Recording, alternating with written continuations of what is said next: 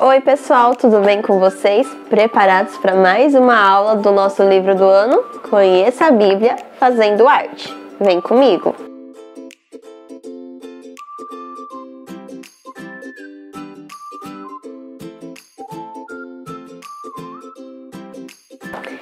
A aula de hoje, crianças, nós vamos aprender sobre a comida e os costumes culinários.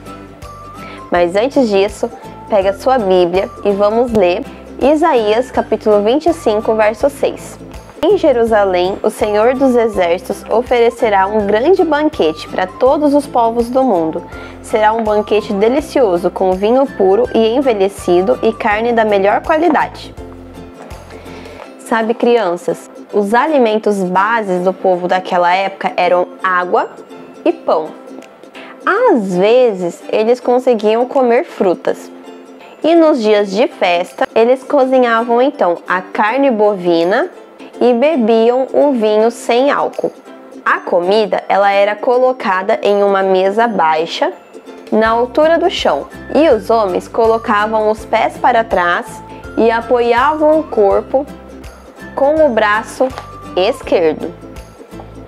As mulheres, elas ficavam agachadas bem retinhas.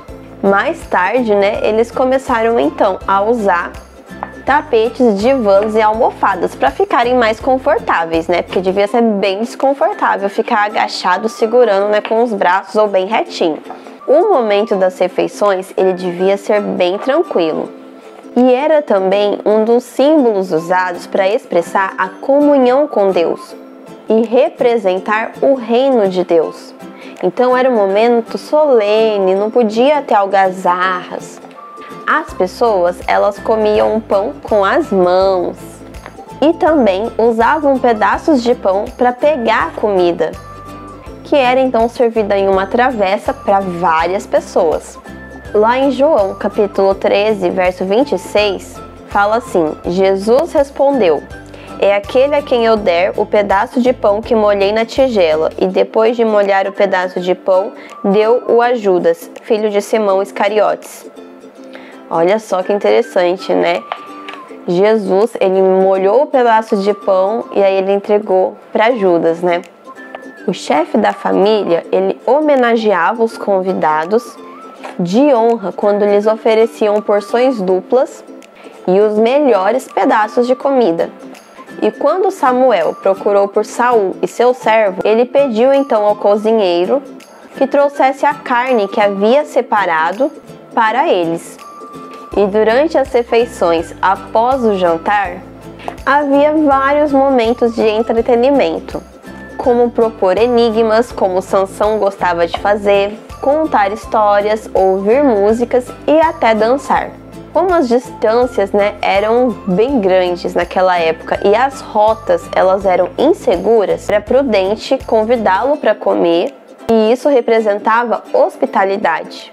Após o jantar, o visitante ficava para dormir, já que estava tarde, o caminho era longo, era perigoso. Então, para você ser respeitável e hospitaleiro, o que você tinha que fazer? Convidar para comer e convidar então para dormir.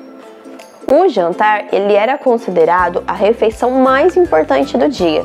É por isso, então, que João escreve lá no livro de Apocalipse o convite que Jesus faz durante essa hora do dia. Lá em Apocalipse, capítulo 3, verso 20, fala assim: preste atenção, eis que estou à porta e bato. Se você ouvir a minha voz e abrir a minha porta, entrarei e juntos faremos uma refeição como amigos. Olha só que lindo, Então, Jesus, crianças, ele está batendo a portinha do seu coração. E você quer aceitar Jesus como seu Salvador, como amigo e jantar, cear junto com ele quando Jesus voltar? Se você disse sim, amém!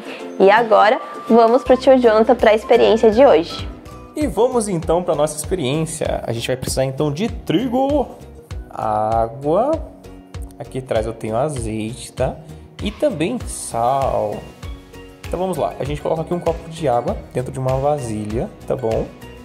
Depois 3 copinhos de trigo ou 3 xícaras de trigo.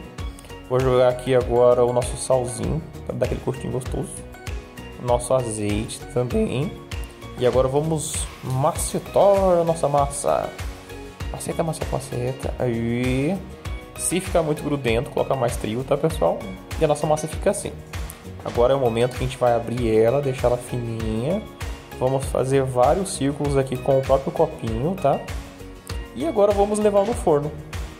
Depois de assado, olha só que delícia. Quero ver o de vocês, hein?